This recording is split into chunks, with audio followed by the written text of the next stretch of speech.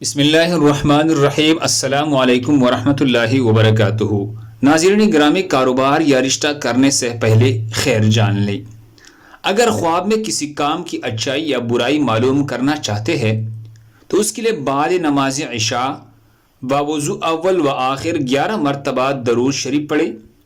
اس کے بعد درج ذیل آیات مبارکہ 101 مرتبہ پڑھ کر دائیں کروٹ پاک بستر پر سو جائے۔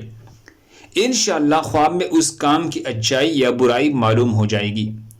وہ دعا مبارک یہ ہے: سبحانک لا علم لنا الا ما علمتنا انک انت العلیم الحکیم۔ سبحانک لا علم لنا الا ما علمتنا انک انت العلیم الحکیم۔ سورہ بقرہ آیت نمبر 32۔ اللہ ہم سب کو اس پر عمل کرنے کی توفیق عطا فرمائے۔ دوسری مسلمانوں کے فائدے کے لیے آگے ضرور شیئر کریں۔ جزاک اللہ۔